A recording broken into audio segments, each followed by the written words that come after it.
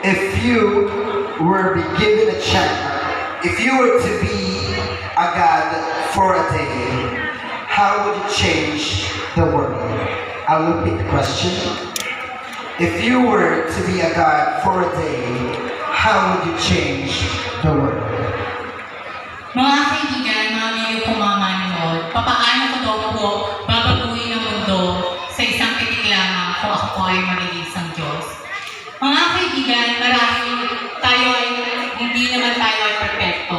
Lahat gagawin natin para sa ating bansa. Because I believe conscience is not a physical thing that you can pinpoint to everybody or any given time. Rather, it is the moral sense to distinguish what is the right and what is the wrong. That is the essence of my answer, mom, sir. Whether you like it or not, take it or leave it. But before you leave it, just think about it. Thank you very much.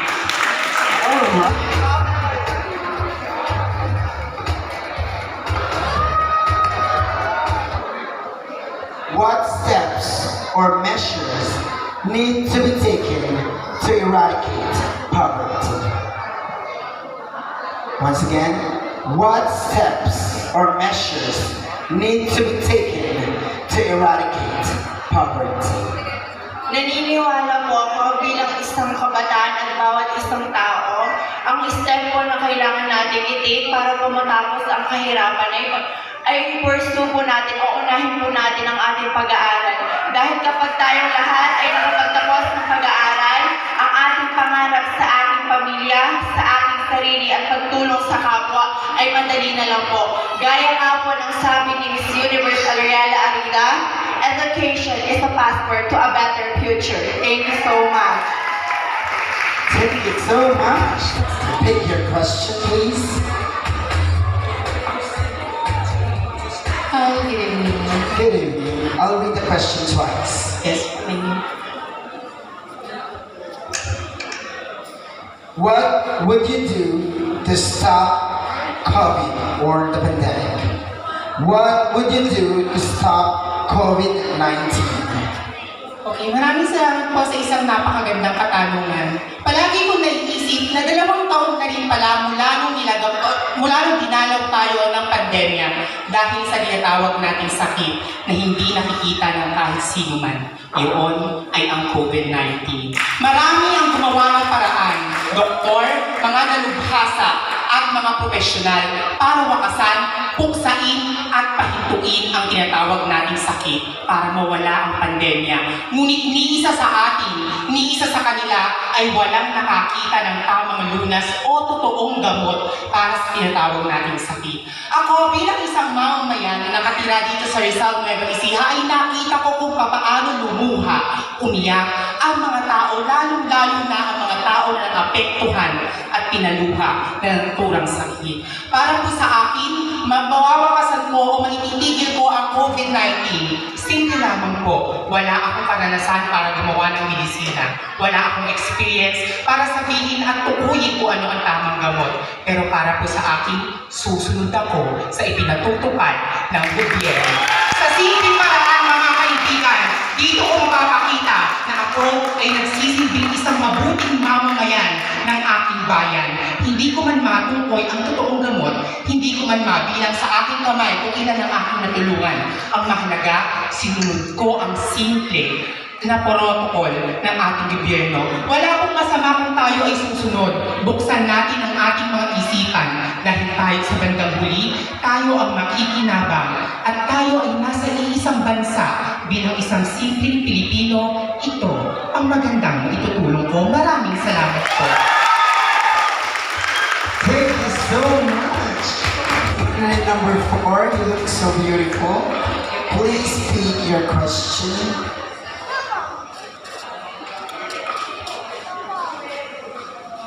Your question is, what does it mean to be a modern Filipino? What does it mean to be a modern Filipino? Maraming salamat po sa inyong magandang katanungan. Para po sa akin, ang modern Pilipina po, sa panahon ngayon ay ang pagiging matatag ng isang babae. dahil nakikita ko po sa aking ina ay siya ay isa sa pinakamatatag na tao. Kaya po para po sa akin, isa sa pinakamodernong babae sa ngayon bilang isang Pilipino ay ang pagiging matatag. Dahil lagi natin tatandaan, tignan na lang po natin ang ating mga ina. Kahit anong problema o dahas na dumaloy sa ating buhay, sila ay nananatiling matatag dahil sa ating pamilya. Yun lamang po at maraming salamat po. Good evening ka ba or good morning na? Morning. I guess it's good morning. Good morning. Candidate number 5, please. Pick your question. Your question is, Inunahan ka. how different would the world be if women were to rule the earth? How different would the world be if women were to rule the earth? Alright, thank you so much for the very timely and wonderful question. You know what, ladies and gentlemen, in my 20 years of life existence as a transgender, I have experienced a lot of things, and those obstacles I've overcome all by myself and made me who I am, the one that is standing in front of you tonight's competition. So the question that goes is, how different the world would be if women will rule the whole world? You know, ladies and gentlemen, I would simply answer those questions. Ruling the world as a woman or as a modern woman, life will be going to be easier. Why? Let's just imagine our mothers. Our mothers that we are holding their hands this time of pandemic. And also think us, transgenders, who is now also a woman. We are overcoming fears, even though the world is very cruel to us. We know that the world or the community didn't respect or doesn't fully accepted transgenders, which we know ourselves as a woman already. If women will be going to rule the world, life will be easier, just like the mathematical fundamentals. In addition, subtraction, multiplication, division, and multiplication, wherein at the end of the day, all the women will add positivity, we will be going to subtract negativity. And when it comes to happiness, we will be going to multiply it for it to be divided to the whole world. Wherein at the end of the day, we will be going to positively think and believe in the sayings, ex nihila nihil fit acta non verba, that nothing comes from nothing. Dahil sa lahat ng mga kababaihang narito ngayon, tayo po ang pagbabago. Maraming salamat po. Super Sireyna, candidate number 6. Good morning. Isn't she so beautiful? Grabe, napakaganda mo. I always believe that everyone is beautiful. Yes, of course. So, The question is,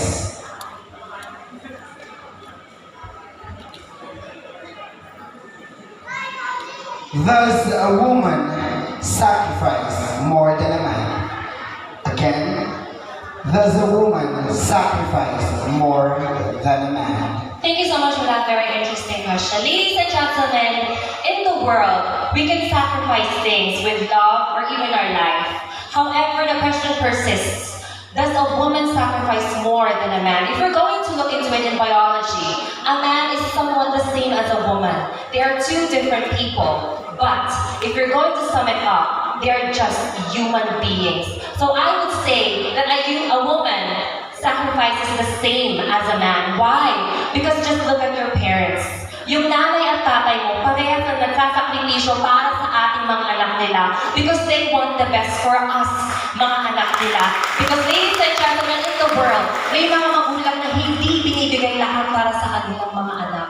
But my parents and the people that I see here, I see them as the best heroes. Because their definition in connotative meaning, ladies and gentlemen, a hero is not just someone who gives their life for their children, but someone who can sacrifice every single thing na isusubo na nga lang po nila, ibibigay pa sa atin. That is why to the children of today, sa mga bata riyan, magpasalamat kayo sa mga magulang nyo dahil sila ang nagsisilbing bayani para sa atin, para sa kinabukasan natin, kayong mga kabataan, ang mag-aangat sa bansang Pilipinas. Because I always believe, ladies and gentlemen, that the only thing that we can give as men, as women, as homosexuals, no matter what sexuality, is our amare et servire. That is our love and our service to everyone. Thank you so much.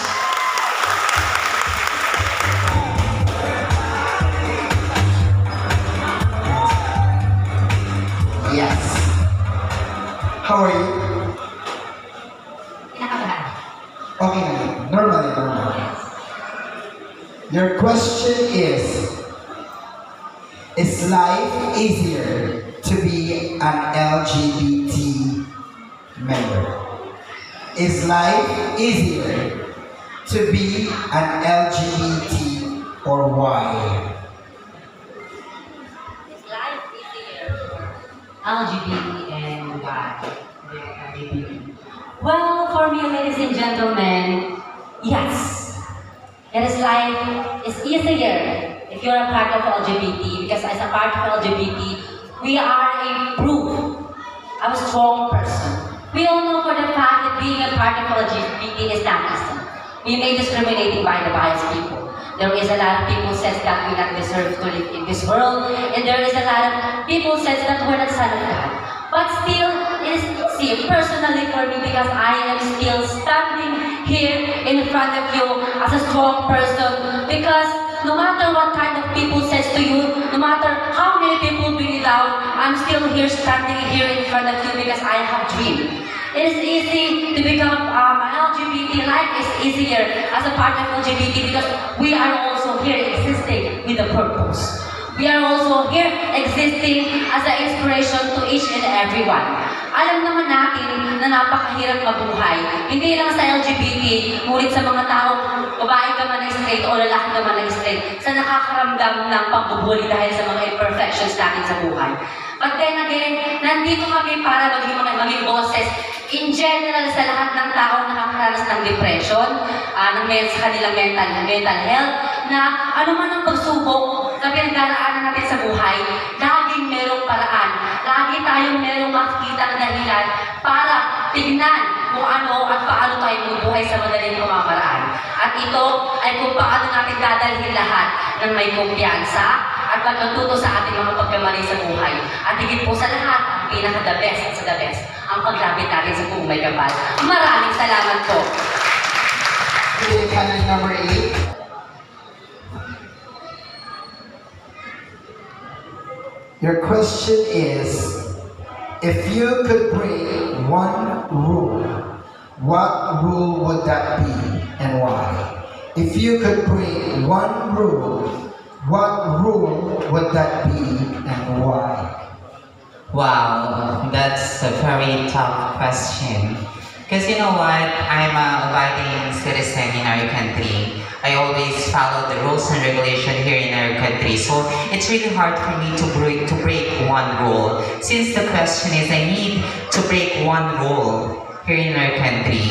For me, definitely I will break the rule to see who is the real winner for this upcoming election. Why?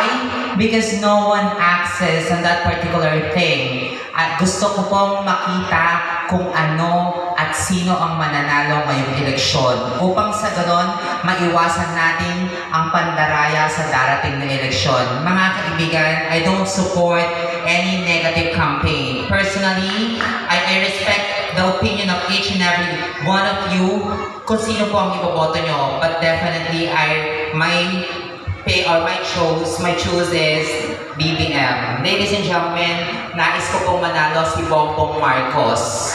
Upang sa ganon, kailangan natin ng isang tao na katulad ni Bongbong Marcos na sumisimbolo sa katatagan ng isang lalaki. Upang sa ganon, ay mahigit na mas makontrol niya. Alam naman natin lahat na ang Marcos ay isa sa nagpaunlad sa ating bansa, mga kaibigan.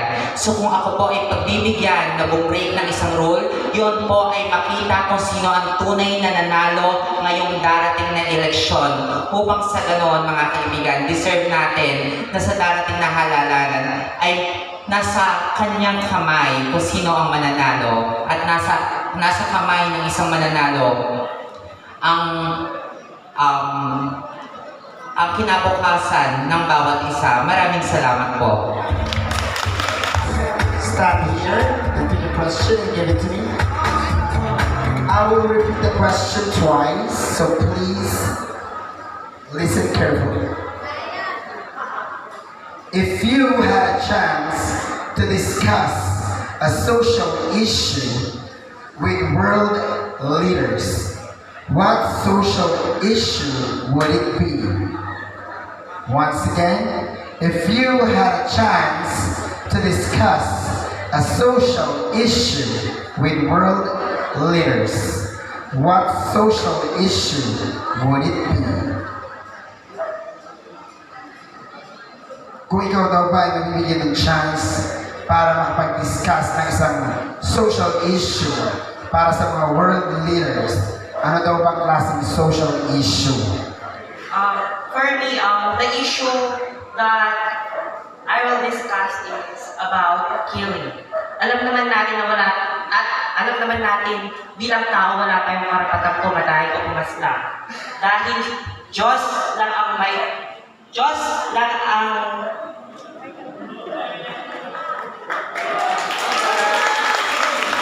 May karapatan. Dahil Diyos lang ang may karapatan na bumawi. Dahil Diyos lang ang karapatan na bumawi ng ating buhay. Alam naman natin sa mundong ibabaw na ito maraming makasalanan. Kung hindi nyo sila bibigyan ng pagkakataon, hindi sila magbabago. Kung bibigyan natin sila ng pagkakataon, kaya nilang baguhin ang sarili nila. At dahil kung naniniwala tayo na kaya nilang magbago, bigyan natin sila ng pagkakataon upang sa gayon baguhin nila ang sarili nila upang tumayo o mahanap ang totoong landas na kanilang dinadanas sa mundong ito. Dahil bilang isang tao, mahirap magpakatao. Dahil alam naman natin sa paligid natin maraming peke at maraming plastic. Maraming salamat po. Award earlier, please, dito tayo. Super Sireyna candidate number 10, your question is,